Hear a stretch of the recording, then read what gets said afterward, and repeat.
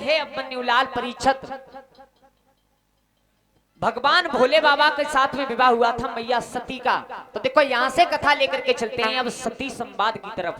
महाराज देखो समय कौन सा था कि एक बार भगवान भोले बाबा और मैया सती कहां कुंभद ऋषि के आश्रम पर कथा सुनने के लिए गई थी। बेटा बाबू कैसे हैं?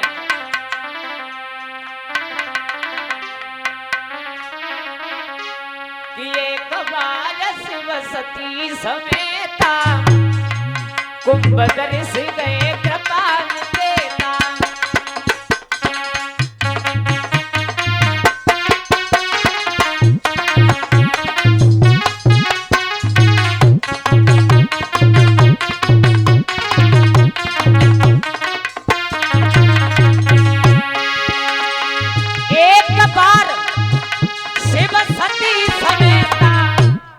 एक बार यानी एक दिन भगवान भोले बाबा और मैया सती को साथ में लेकर कहा कि कुंभद ऋषि गए कृपान देता, कुंभद ऋषि गए।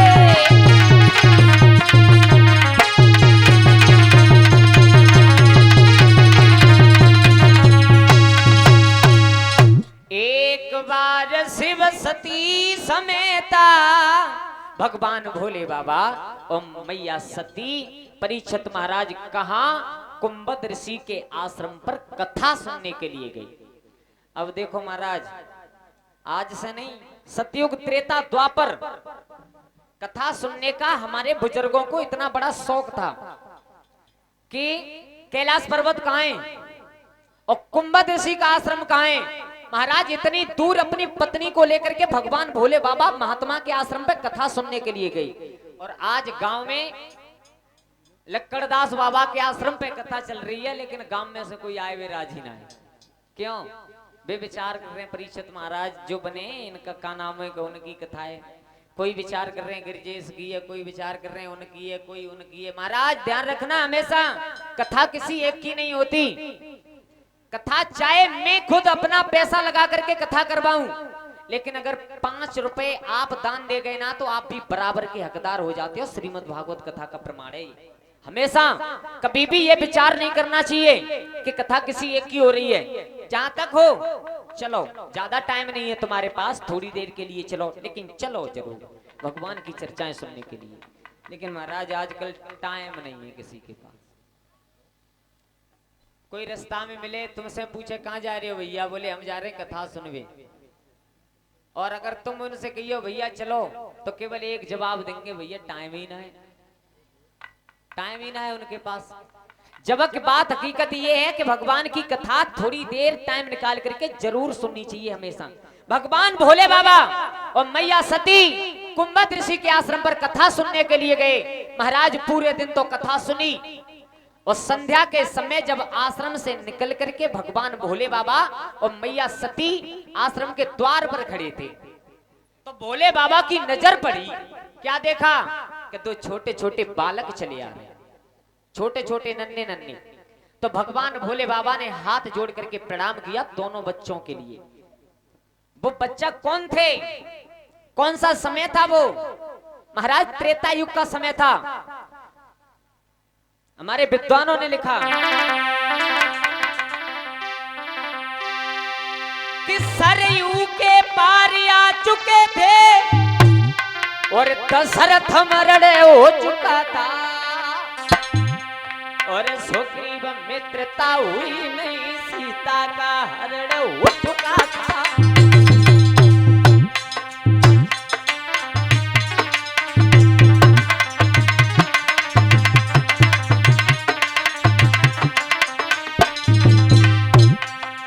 सती संवाद की कथा यहां से प्रारंभ होती है महाराज। कौन सा समय था? सरयू के पार निकल चुके थे, दशरथ मरण हो चुका था, सुग्रीव से मित्रता नहीं हो पाई, मां सीता का हरण हो चुका था। तब दोनों भाई भगवान भोले बाबा को दिखे तो भोले बाबा ने कहा करो सोया चोरी की भोला ने को नारी नवाई है। जब जागते देखी मैया ने सोई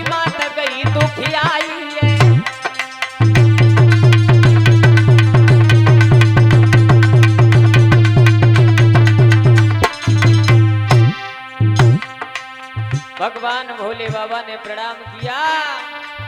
सिर दरिया यसु करें तुम्हारा, परम धर्म यही नाथ हमारा।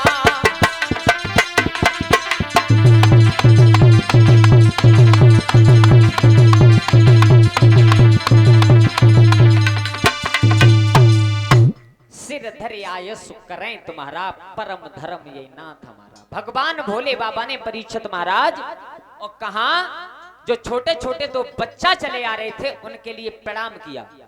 तो मैया सती को थोड़ी सी शंका हो गई। क्या? मैया सती ने विचार किया और भगवान भोले बाबा से कहा, भोले बाबा बोले हाँ, हम तो ये समझती थी कि इस संसार के मालिक तुम ही हो, तीनों लोगों के नाथ, लेकिन ये दो छोटे छोटे बच्चा चले आ रहे, तुम इनके लिए प्रणाम कर रहे हो। भोले बाबा ने कहा सती तुम नहीं जानती हो ये कौन है, ये परमात्मा है। ये बड़ा बच्चा दिखाई दे रहा है ना, ये परमात्मा है। तो देखो सती मैया को शंका हो गई दादाजी। क्या? सती मैया ने विचार किया कि जब हम कुंभद ऋषि के आश्रम पर कथा सुन रहे थे तो महात्मा ने यह बताया था कि परमात्मा इन आंखों से देखने वाली चीज नहीं है, परमात्मा। और मेरे पति कह रहे हैं कि ये परमात्मा है, तो या तो महात्मा झूठे हैं और या मेरे, अच्छा एक ना एक तो झूठा है जरूर। सती मैया का शंका बिल्कुल सही है। तो ये हमारी माताओं में नियम होता है, अगर पति से कोई बात मनवानी हो, चाहे तो मायके को जाएं, अपने पिता के घरे, चाहे कौए जाएं, अगर कोई बात मनवानी है तो दादाजी कम से कम कछुनाए तो 8 दिन पहले से घेर गाड़वो स्टार्ट करें। हमें जान होए बोले चली जियो दूसरे दिन। और सो कैसे टाइम पे कहीं मालूम है, जा टाइम पे पति खाए हुए बैठे, बाई टाइम पे बिल्कुल 1 2 3 4 कोर अंदर पेट में गए, बार बार की थाली सरका दी, बोले परमेश्वरी तुम चली जाइयो लेकिन अब चुप रह जाओ। मैया सती शंका कर रही है तो भगवान भोले बाबा ने कहा कि जो त्यारे मन यति संदेह तो क्यों न जाए परीक्षा। भोले बाबा बोले सती अगर तुम्हारे दिल में संदेह है तो तुम जाकर के परीक्षा ले सकती हो। और मैया सती ने इतनी बात सुनी तो चली भगवान राम की परीक्षा लेने के लिए। आहा, भगवान राम समझ गए। क्यों? क्योंकि तुम मालूम है भगवान राम कौन थे, क्या थे? तन की जाने मन की जाने चित्त की चोरी, और उन प्रभु से का छिपो जिनके हाथ में। महाराज तीनों लोगों की डोर जिसके हाथ में हो वो हमारे मन की सब कुछ समझ जाते हैं। भगवान राम समझ गए कि मैया सती हमारी परीक्षा लेने के लिए आ रही है। देखो इस जगह पर एक ये बात उठती है कि भोले बाबा ने कहा था कि ये परमात्मा है, सती ने कहा परमात्मा नहीं है, यानी पति की बात पर शंका की। तो पहली बात तो ये है कि माताओं को पति की बात पर शंका या संदेह नहीं करना चाहिए। लेकिन कौन से पति? महाराज वो पति हो सदाचारी, उनकी बात पर। ऐसा तो हो ना है कि शाम को 2 पी के आवे, 2 जेब में धर के लावे, और फिर पत्नी से आए के कहें कि ना हो तो गिलास पानी दे दो हमें, गिलास और पानी। महाराज ऐसे पतियों के लिए नहीं लिखा जो सदाचारी सदमार्ग पर चलने वाले। ऐसे पतियों की बात पर कभी शंका या संदेह माताओं को नहीं करना चाहिए। तो मैया सती सीता का भेष बना करके चलिए भगवान राम की परीक्षा लेने। अल्लाह बोले कैसे चली? अरे सीता को जानवे सधरो और सिर ऊपर धर लइए सारी रे।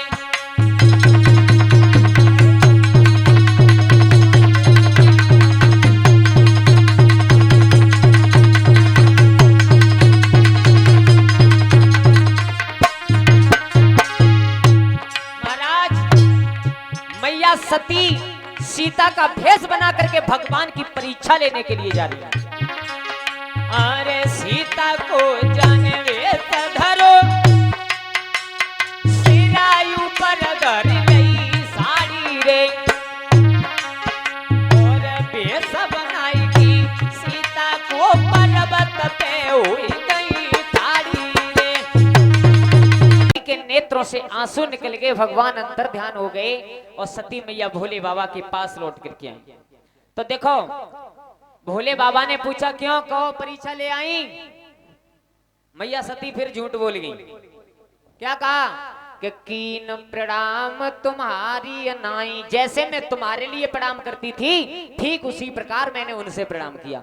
लेकिन वो तो भोले ही, तीनों लोगों की बात कोई छुपी नहीं है। भोले बाबा ने योग दृष्टि से देखा, बोले समझ गए हो। सती से कहा सुनो तुमने कितना बुरा किया है मालूम है, मेरे प्रभु की परीक्षा लेने के लिए गई फिर भी आकर के झूठ बोला। तो महाराज श्रीमद् भागवत कथा में यह प्रमाण मिला कि भगवान भोले बाबा ने सती मैया को उसी दिन से त्याग दिया था। उसी दिन से अंदाज लगाना छोटी सी बात के पीछे कितना बड़ा कष्ट पड़ गया मैया सती पर। और भगवान भोले बाबा कैलाश पर्वत पर आकर के 87,000 वर्ष की समाधि लगा करके बैठ गए। भोले बाबा के पास में जो नंदी था वो भाग गया, छूट गया, चला गया चरने के लिए। अब मैया सती अकेली पर्वत पे रहती हैं, भगवान भोले बाबा समाधि में रोती हैं और गाती हैं, मनाती हैं, भगवान भोले बाबा को जगाती हैं, लेकिन नहीं जग रही। रोते रोते कहती हैं, भगवान भोले बाबा से प्रार्थना करती हैं, बाबा इस पर्वत पर मेरा कोई नहीं, आंखें खोलो। और क्या कहती हैं मैया सती, सब लोग बोले ताली बजाते हुए, अरे रूठे रूठे मेरे भोला, हे रूठे रूठे मेरे भोला, मनाऊं कैसे रूठे रूठे मेरे भोला, मनाऊं कैसे रूठे रूठे मेरे भोला, मनाऊं कैसे रूठे रूठे मेरे भोला, मनाऊं कैसे रूठे रूठे मेरे भोला। ताली बजाओ सब लोग, ताली। काय को बेइज्जती करवा रहे हो जा तालेपुर गांव की। चैनल चल रहा है गुड्डू शास्त्री लाइव चैनल पे देखो। कल की तुम्हारी कलश यात्रा पड़ चुकी है महाराज, दुनिया देख है एक ही बात कही, कहा पता है तालेपुर गांव में कैसे ताली बजाए वो ना जाने। महाराज बेइज्जती है जाई जगह हो रही है जिला की, तालेपुर गांव की। सब लोग बोलो और ताली बजाओ।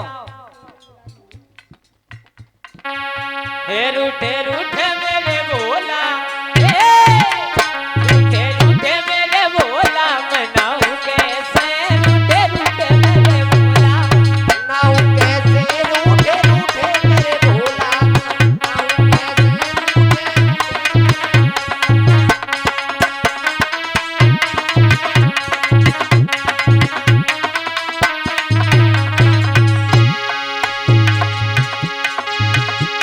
मनाऊं कैसे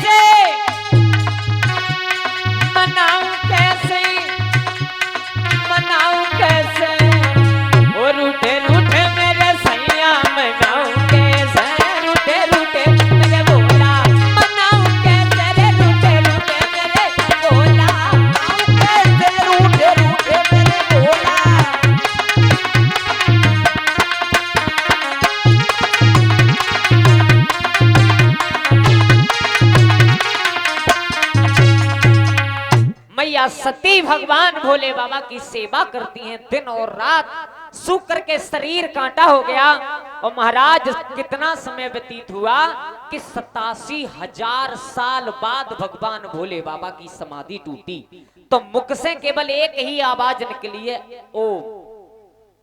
मैया सती पैरों में बैठ गई, बाबा तुम इतनी लंबी लंबी समाधि लगा लेते हो, तुम्हें पता है इस पर्वत पे कोई रहता तो है नहीं। एक नंदी था वो भी चला गया, बाबा किसके सारे जिए। लेकिन थोड़ी देर बाद मैया सती ने एक बात कही, बाबा मुझे एक बात बताओ। बोले बाबा, बोले कहो। बोले ये बताओ कि आज सुबह से मैं देख रही हूं कि हमारे तुम्हारे इस पर्वत के ऊपर से देवताओं के विमान जा रहे हैं उड़ते हुए। कहां जा रहे हैं? भोले बाबा ने योग दृष्टि से देखा, कहा तुम्हारे पिता दक्ष प्रजापति के यहाँ पर यज्ञ का अनुष्ठान हुआ है और ये सब देवता उन्हीं के यहाँ जा रहे हैं। तो देखो महाराज, हमारी मैयाएं इस दिन की आस लगाती हैं। कौन से दिन की? एक तो विचार करती हैं या तो हमारे बाप के यहाँ, हमारे भैया के यहाँ कोई हमारो भतीजो पैदा होए या कथा भागवत होए या कोई शुभ कार्य होए तो महाराज बाद दिन की आस लगाती है माताएं बहनाएं कि इस बहाने से हम जाएंगे, सबसे मिलकर के आएंगे। महाराज मैया सती ने हाथ जोड़े, बाबा नाए होए तो मैं चली जाऊं। बोले बाबा, बोले सती तुम एक बात नहीं जानती हो कि कभी भी बिना बुलाए नहीं जाना चाहिए। और मैया ये बात हकीकत है बिल्कुल, अगर बगैर बुलाए जाओगे उस जगह पर सम्मान नहीं मिलता कभी भी, चाहे कहीं अगर बगैर बुलाए जाओगे तो सम्मान नहीं मिलेगा। मैया सती बोली, बोले बाबा तुम तो कहते थे कि पिता के घर और गुरु के घर बगैर बुलाए भी चले जाते हैं और अब मना कर रहे हो। बोले बाबा ने कहा सती तुम नहीं जानती हो, जब पिता के घर गुरु के घर बगैर बुलाए चले जाओ, लेकिन तब नहीं जाना चाहिए जब उनके यहाँ कोई कार्यक्रम हो रहा हो। अगर बगैर बुलाए जाओगे वहां पर तुम्हें सम्मान नहीं मिलेगा, केवल अपमान ही होगा।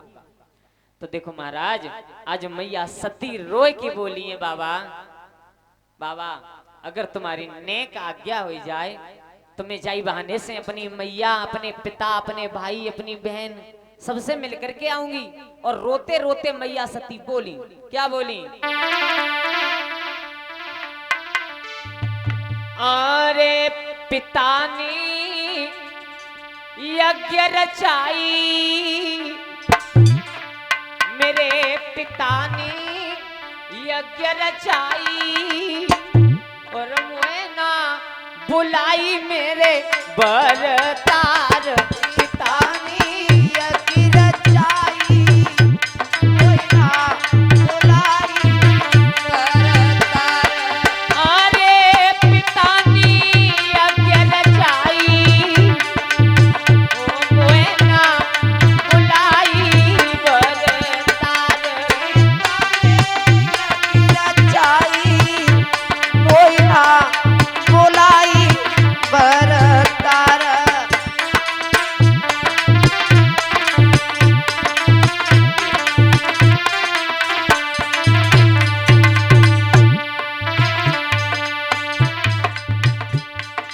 आज मुझ पे कृपा करो बरतार, आज मुझ पे कृपा करो बरतार।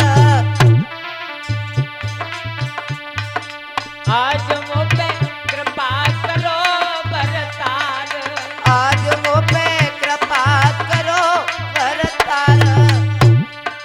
यज्ञ में बेइज्जतियों करतार, यज्ञ में बेइज्जतियों करतार। अरे यादी मैया की आई ओ मोए ना बुलाई बरतार। यादी मैया की आई मोए ना बुलाई बरतार। पिता ने यज्ञ रचाई ओ मोए ना बुलाई बरतार। पिता ने यज्ञ रचाई मोए ना बुलाई बरतार।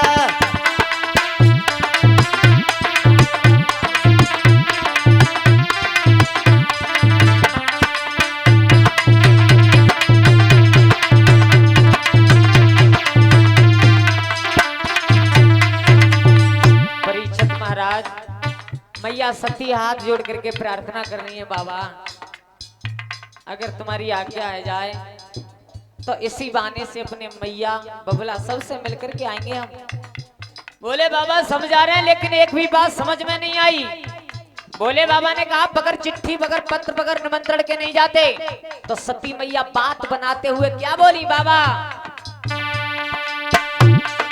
बबुल चिट्ठिया भेजवाई होएगी, बबुल चिट्ठिया भेजवाई होएगी। बहन काऊ ने छिपाई होएगी, बहन काऊ ने छिपाई होएगी। अरे खबर ताते नहीं आई ओ मोए ना बुलाई मेरे बरतार। पिता ने यज्ञ रचाई मोए ना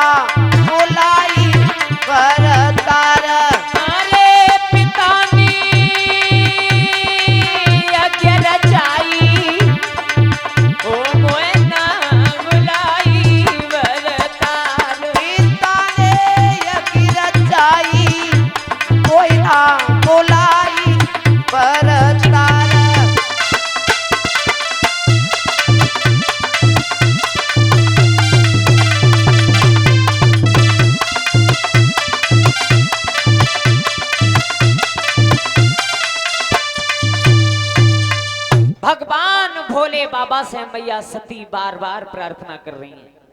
तो देखो परीक्षित महाराज, आप इस बात को जानते हो कि संसार में ये 3 हट सबसे ज्यादा बताए, राजहट, बालहट और त्रियाहट। महाराज अगर राजा किसी हट पर पड़ जाए तो उस काम को करवा लेता है।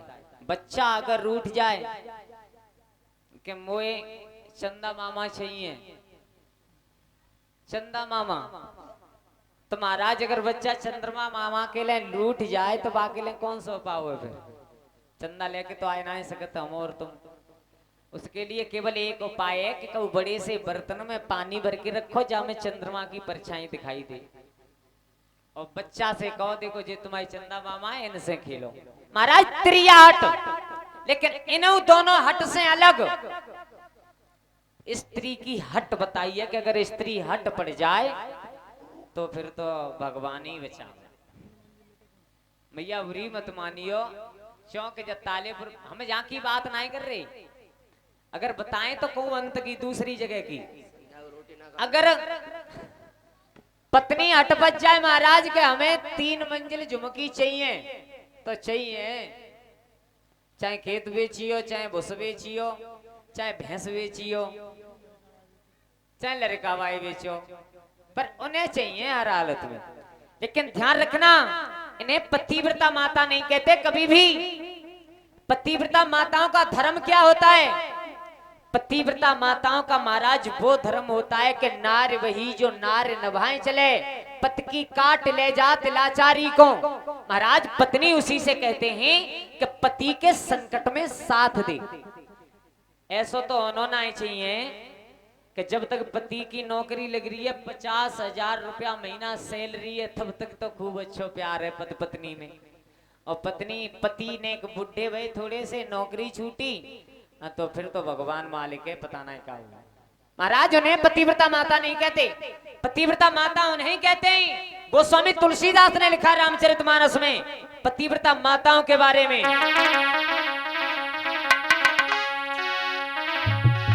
कि ये कई धर्म एक व्रत ने मांग,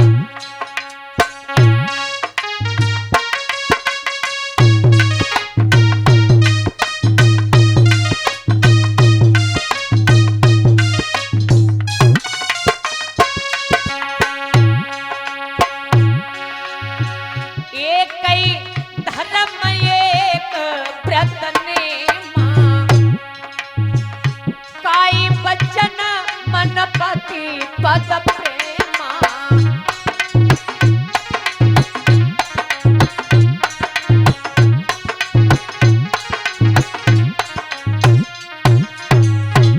गोस्वामी जी लिखते हैं रामचरितमानस में कि एक ही धर्म एक व्रत नेमा, काय वचन मन पति पद प्रेमा।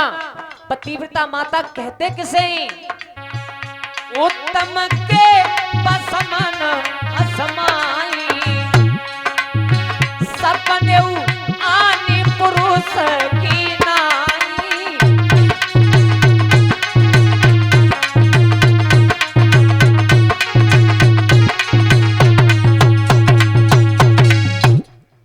गोस्वामी जी ने कितना बड़ा संकेत दिया है महाराज। पतिव्रता माता उसे कहते हैं। देखो परीक्षित महाराज, चाहे तो पति काला हो, चाहे लंगड़े हों, चाहे आंख से कैसे हों, महाराज चाहे गरीब हो, चाहे निर्बल हो, कैसे भी हो, लेकिन पत्नी के लिए वो पति ही होते हैं हमेशा। अगर ऐसे भी पति का करे अपमाना तो नार पाए जमपुर दुख। महाराज ऐसे पति का जो स्त्रियां निरादर कर देती हैं, अपमान कर देती हैं, उन्हें धर्मराज के यहाँ पर कभी भी सम्मान नहीं मिलता। बोलिए गोविंद भगवान की, रास बिहारी भगवान की, लक्कड़दास बाबा की। श्री सुखदेव जी महाराज समझाते हैं बन्नीलाल, मैया सती ने जब हट किया तो भगवान भोले बाबा ने कहा ठीक है चली जाओ। महाराज ये बात हकीकत है कि पति को फिर मानना पड़ता है हर हालत में। तो भोले बाबा ने कुछ गढ़ साथ में भेजे और मैया सती को भेज दिया है उसके पिता दक्ष प्रजापति के यहाँ। तो देखो मैया सती पहुंच गई तो क्या देखा कि मैया सती की 59 छोटी छोटी बहन थी, यानी सबसे बड़ी थी सती। तो 59 बहन बैठी हैं अपने अपने सिंहासन पर। मैया सती की तरफ देख करके कोई भी बहन मुख से नहीं बोली मैया से। क्यों? महाराज जब इंसान का थोड़ा सा प्रतिशत महाराज समय गिर जाता है ना, तो जो खास अपने होते हैं ना वो भी मुख मोड़ लेते हैं हमेशा।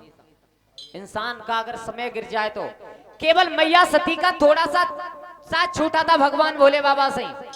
59 छोटी छोटी बहन कोई आज मुख से भी नहीं बोली। मैया सती ने विचार किया, परमात्मा मैंने इनके साथ में क्या बुरा किया जो मुख से भी नहीं बोल रही हैं। और तब तक क्या हुआ कि मैया सती की महतारी सामने से आई। परीक्षित महाराज ये बात हकीकत है कि महतारी को प्यार बिटिया से कुछ ज्यादा होता।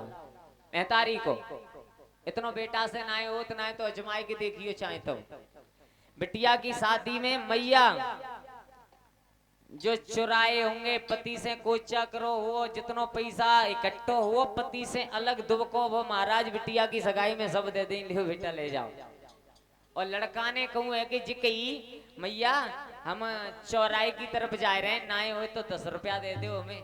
तो कहा कहीं तुम्हारे पिता ने कबू दे? कभी भी महाराज ये बात देखी है कि महतारी का प्यार बिटिया से अलग होता है, ज्यादा होता है कुछ। तो मैया सती की महतारी गले से लिपट के रोई। सती मैया ने कहा मैया ऐसा मैंने कौन सा बुरा काम किया जो पिताजी ने मुझे यज्ञ में नहीं बुलाया? बोले बेटा तुम ही पूछ लो। तो कहां पहुंची सती? जहां पर यज्ञ चल रहा था, हवन चल रहा था। महाराज अब क्या देखा सती मैया ने?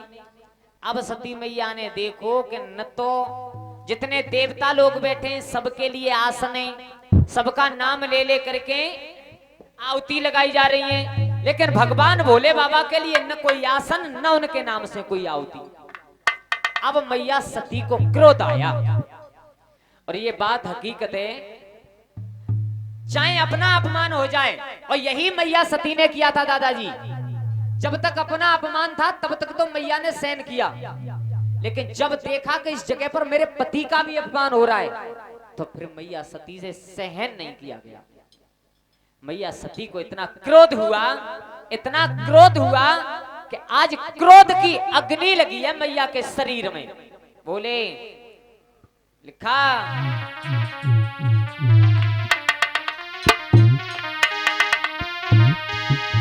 अरे तन दयो अग्नि में जारी और जरी रही सती पिता द्वारे पे।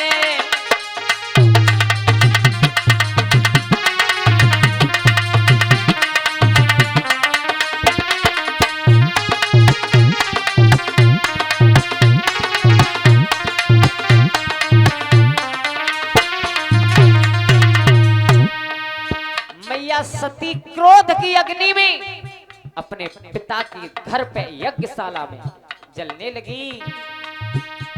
जल रही पिता द्वारे पे, अरे जल रही बबुल द्वारे पे, जल रही पिता द्वारे पे, जल रही बबुल द्वारे पे।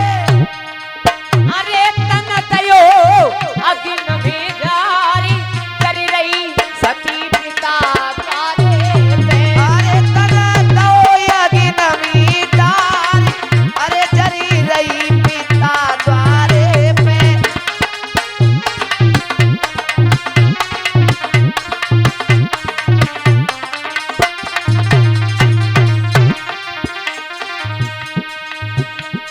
सती क्रोध की अग्नि में जलने लगी। और जब मैया जली सब देवता लोग घबराए। वो सब देव तुरंत घबराए, चुर मिल की मते बनाए। सब देवता घबराए, चुर मिल की मते बनाए। अरे तब मच रहो हाहाकार, कर रही सती पिता द्वारे। अरे तब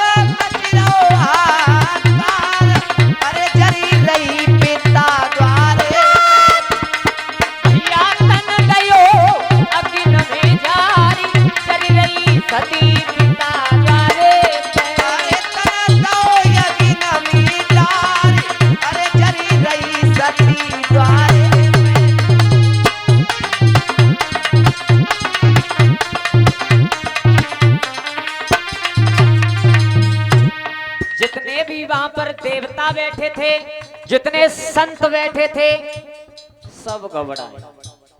और महाराज सबने केवल एक ही विचार किया, क्या अब सती तो जल गई, जल रही है, और लेकिन भगवान भोले बाबा, बाबा जी जितने भोले हैं उतने ही भाले। और भोले बाबा अगर वरदान देवे पे आए तो एक फूल से खुश हो जाए, अगर क्रोध है जाए तो भच्चड़ करने वाले हैं तो हमारे भगवान भोले बाबा। अगर भोले बाबा को क्रोध आ गया तो कोई भी जिंदा नहीं बचेगा। सब महात्मा देवता सब घबराए। वो कछो संत निकल गए घर को, वो बे छोड़ गए बादर को। संत निकल गए घर को, कछु छोड़ गए बादर को। अरे चकिना फंसी मझधार, जल रही सती बाप द्वारे पे। अरे मेरी नाव फंसी मझधार, जल रही सती पिता द्वारे पे।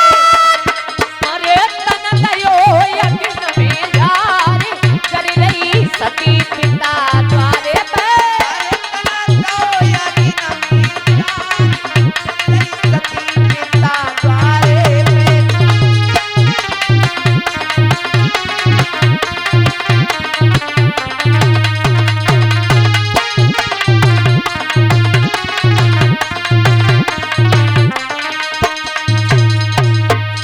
मैया सती क्रोध की अग्नि में जलने लगी। महाराज जितने महात्मा बैठे, भाजो भाजो भागो यहां से, क्योंकि भगवान भोले बाबा को अब क्रोध आएगा और उनके क्रोध से कोई बचा नहीं पाएगा। और ये बात हकीकत है परीक्षित महाराज, कि चाहे तो 80 साल के होए और चाहे 12 साल के, महाराज मरबो कोई ना चाहत। कोई 80 साल के बाबा चारपाई पे पड़े होए, उनसे जो कहियो बाबा कब मर रहे हो, कब जा रहे हो, तो एक बात कहेंगे केवल बस का सुनते ही मेहताई खानो बनाए के दे जाती है, और त्यो बाप खवाए जाते हुए सुना हमें पूछ भी आओ कब मर रहे हो। और हकीकत जी है कि एक दिन जानो है, चारपाई खाली करनी करनी है हर हालत में, लेकिन मरे वो चांद कोई ना है। सब महात्मा भागे, देवता सब भागे। महाराज एक गढ़ भगवान भोले बाबा के पास दौड़ता हुआ पहुंचा। बाबा जी गजब हो गया। क्या हो गया? बोले हो गया ये कि मैया सती ने अपना देह त्याग किया है अपने पिता दक्ष के यहाँ पर। तो देखो भगवान भोले बाबा को क्रोध आया है उस जगह पर, इतना भयंकर क्रोध आया कि अपने सर से एक जटा उखाड़ करके और जैसे ही धरती में मारी, जमीन पे पटकी। अरे ये प्रकट भयो है यो तारी,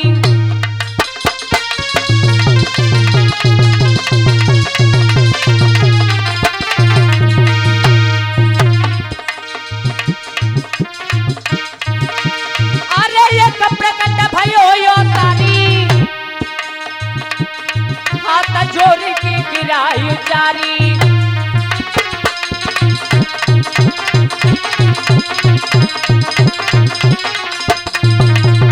भगवान भोले बाबा ने परीक्षित महाराज अपने सर से एक जटा उखाड़ करके जमीन में मारी। एक बहुत सुंदर बहुत बलवान पुत्र पैदा हुआ महाराज, जिसका नाम रखा गया वीरभद्र। और हाथ जोड़ करके बोला, कहो पिताजी कैसे पैदा किया? भगवान भोले बाबा ने आदेश दिया, जाओ। कहां? बोले जाकर के दक्ष प्रजापति का अहंकार चूर करो और उनके यज्ञ का विध्वंस करो। आहा, आज वो वीरभद्र चला।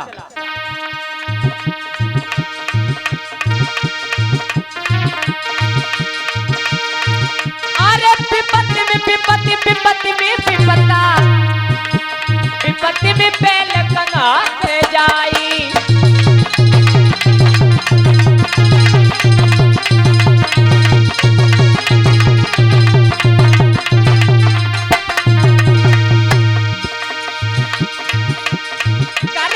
भैया बात नहीं माने और रिश्तेदार पीठ दे जाई।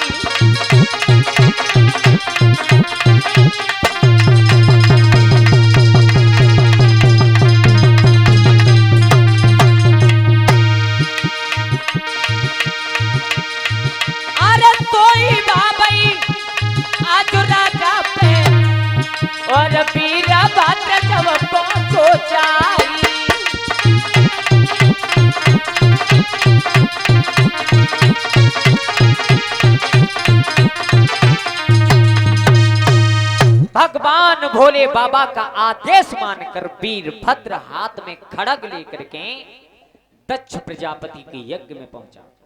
महाराज सारी यज्ञ को विध्वंस कर दिया और जाकर के दक्ष प्रजापति का सर